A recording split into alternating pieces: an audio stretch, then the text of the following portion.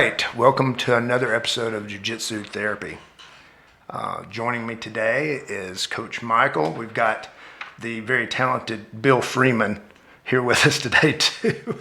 He just gave me a glare, but he is very talented. He one of the best photographers that I've ever met. And you can say, well, how many photographers have you met, Chris? And I've met a few, but Bill is definitely the most talented that I've ever met. He's awesome. So Bill's been training with us for a while.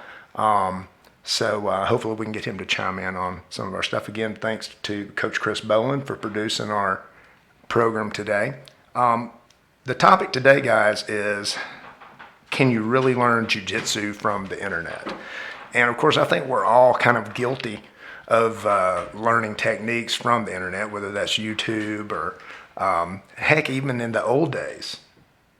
We used to learn from DVDs and VHS tapes. I mean, is there really any difference in that? But, you know, I think things have become more sophisticated with all the online, whether it be like Gracie University or Marcelo Garcia's program, or just some of the other ones. Everybody's got a university now, you know, to learn their system, 10th Planet, whatever, all that. Some of the 10th Planet guys have their own, you know. So, I think it's definitely something that can be done, but we just want to kind of talk about it and kind of maybe even discuss some of the possibilities of things that will actually facilitate and improve the learning process from learning from like videos and things like that. What do you guys think? You want me to speak? Yes. All right. I'll try and hide the Australian accent. Okay. Please do. Please do. It gets so thick sometimes you can't be understood.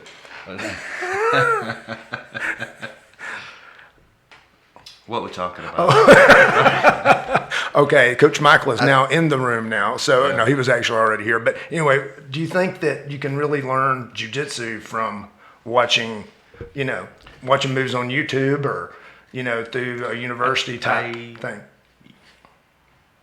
Yes and no. Okay. The reason I say that is I think if you've got a really good coach where you can say, hey, I saw this move on YouTube or whatever, or online, whatever platform, and you present it to your coach and he's open to looking how to make that move work for you and your I guess your body type or your skills at that point in time. I think if you've got somebody like yourself that's got God knows how many years of coaching behind them, then it's great. Do I think you can go and learn it online and just go out and start practicing jiu-jitsu? No, I don't. So I think if you've got a good coach that's open to you showing him videos and say, hey, what do you think about this? I think, it's definitely a possibility.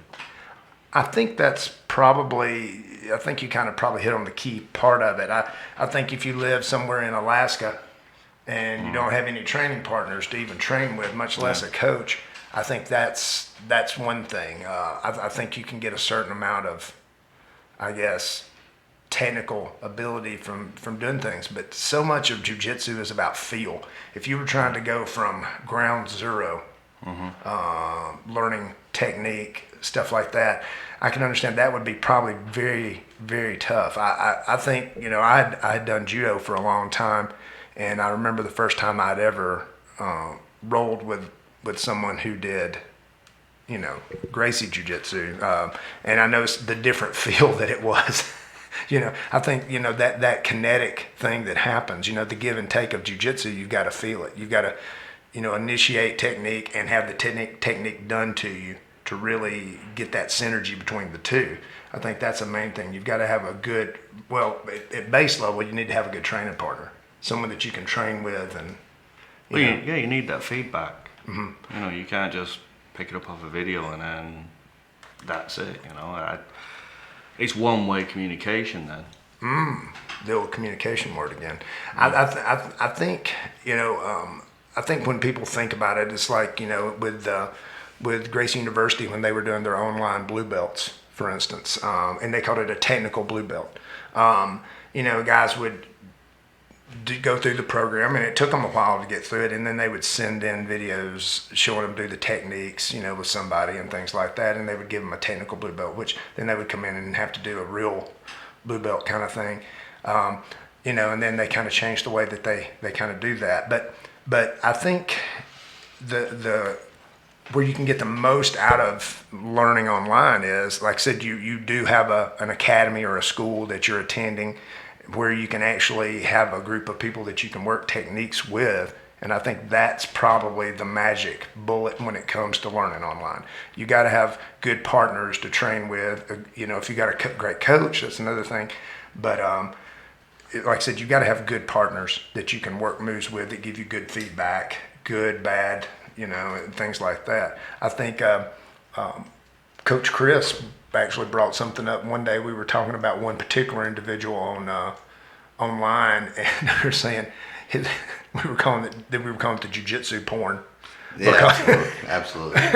because it's like there's no way you could actually do that to a real person, in a real role. Well, I think I'm getting a little echoey, but I think the fallacy that you run into is people put out stuff in there, and it's training. It's just to show you how something will flow, and people think that you can pull that move off without effort. Mm-hmm. Yeah. Mm-hmm. Well, I think, back in the old days, we used to do a lot more of a lock flow kind of thing. That's where people would, you'd have a series of moves. Heck, you may have 27 techniques. You start at one point, you end with another, and you drive through all these different moves. And you just kind of got a limp dish rag for a partner, and you're just kind of going through. But we talked about it a while back. We were discussing the fact that jiu-jitsu comes from movement. It's not about, people tend to think that jiu-jitsu is based around techniques, but the movement of jiu-jitsu is what makes jiu-jitsu work. It's about how do I get from point A to point B, smoothly, and then you get to the submission. It's you've got to teach the movement of it. Absolutely. Versus just the armbar. Because really, how many true submissions are there? Not that many. I mean, you look at all the variations, you got Darths and Anacondas and all these different things, and then people come up with crazy names for the same move, just from a different position. They're all kind of a guillotine or something. But right. But how do you get into those moves? That's the thing. You've got to master the movement that gets you there. And how do you do that against kind of an unwilling or a person who's at least going to give you the right energy of a resisting opponent? Absolutely. Yeah. So, Michael, what do you think of that? Yeah, I agree. No, I don't. I mean, look, I'd be lying if I say I didn't look at jiu-jitsu online. I look at videos of things that look kind of cool and so on. And of course, I would like to do those techniques, but I don't. What do you think that when you look at the techniques, are you looking at it as a sense that you want to have time to learn it, or do you think that it's a situation where it's not for you, or you? I mean, I don't do it anymore. I mean, like early on in my jiu-jitsu training, I would look at stuff and, the flashy stuff would look great and blah, blah, blah. But if I want to see real jiu-jitsu, I'll look at a tournament or I'll look at a street fight online or something like that. Just see what really is going to... And see what really works, I mean, I don't know. I don't believe you can learn jiu-jitsu by the internet. That's my own personal opinion. I'm not saying it's impossible, but as Chris said, yeah, if you have a good partner that you can work with, and you're in the middle of Alaska or wherever, and you've got no other option, I think you can learn a level of jiu-jitsu, or at least be able to recognize a few techniques. I think if you have the intelligence to weed through the BS, I think that you can learn some good things. There's some things that I've picked up online through some of my favorite practitioners that I've watched, and I'm like, I'm gonna give that a shot, and I'll work it with somebody. I'll grab somebody in class. I'll say, hey, I saw this. Let me see what this feels like. Right. And like, man, I don't feel like what they're explaining it to. And then I get somebody that may have seen it before, show it to me or whatever. And then sometimes I'll pick up a move, and I'm like, hey, I like that. So then what we're saying then is, well, not really you can learn it from the internet. but it has the potential to enhance your jiu-jitsu. Yes, I know, think that Yeah. if you have a basis or a background in jujitsu, then or grappling in essence, that you can definitely add to the cart, Yeah. if you will. I think if you've never done any kind of jujitsu, you don't know what the hell you're doing, and you're just out there. You end up hurting yourself or somebody. Yeah. But there are things that my secret sauce, if you will. There's some things that I'll scope out from my favorite Yeah. practitioners, and then I'll put it to use. Yeah. I won't mention it to anybody. I won't do nothing, and I'll try it a couple times rolling, and I'll be unsuccessful. Then all of a sudden I'll figure it out. Right. Oh, okay. And it's all about the entry. It's all about how you get there. Yeah.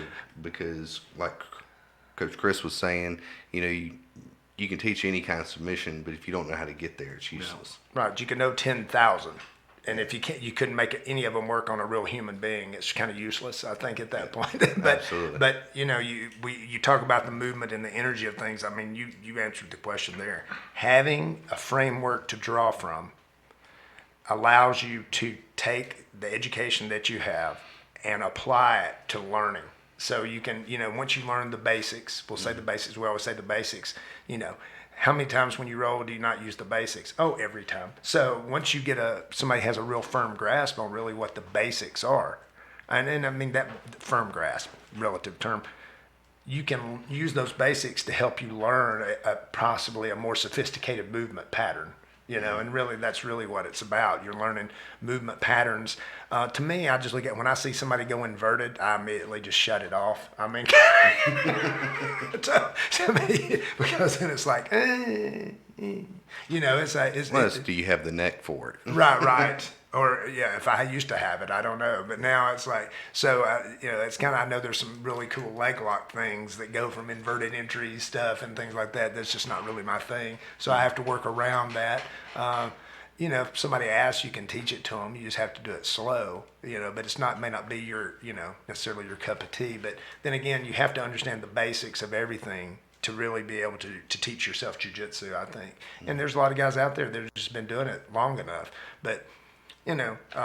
It's amazing to me still. We'll have people come in that have trained. They might be from another state, of course, a different group. They may not be part of our association or different things. And we'll do something and they've never seen it, which bewilders me sometimes in what we consider a basic. Well, I mean, is a basic something that you do a lot, or is there such thing as a basic? I mean, you say, there's people that emphasize heavy on leg locks or emphasize heavy on whatever, and to them that's a basic. And you think to yourself, there's nothing new. All this stuff has been done for years and years and years, and what is old is new again, and vice versa, and all that good stuff.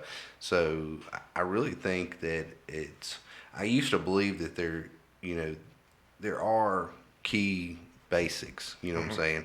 Obviously you got to know what a guard is, positionally, but now it seems like, because there's so much information out there, and you start seeing people from all different parts of the world, whatever, doing it, when you talk basics, you need to talk about, was it basics for this group or clan versus this group or clan, because there are some people that are heavy top game, there's some people that are heavy bottom game, and so what are the basics? I mean, it's an open-ended question. Well, yeah, I mean, like I said, for the 10th Planet guys, rubber guard is their basic.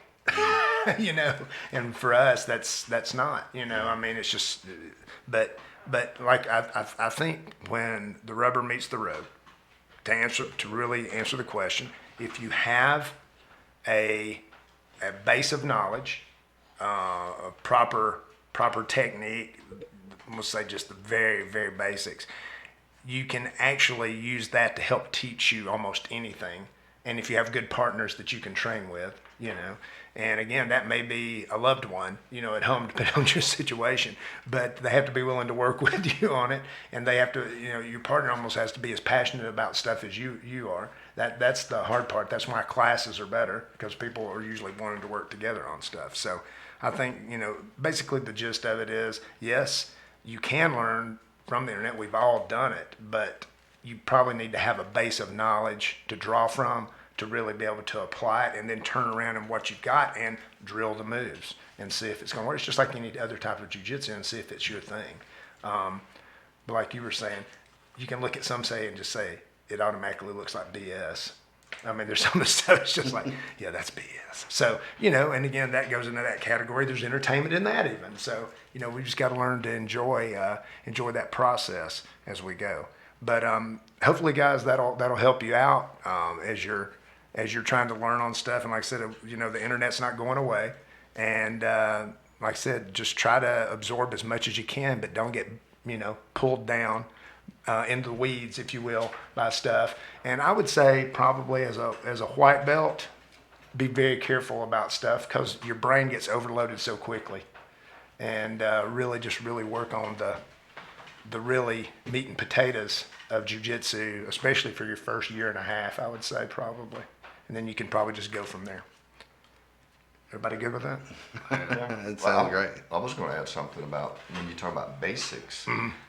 Go back to the very, very basic, which is Coach Chris reminded me of that the other night. We were warming up, and it was a move that I think he was helping me with, which was he was mounted on me, which that's I need a lot of help with that with him, but it's just.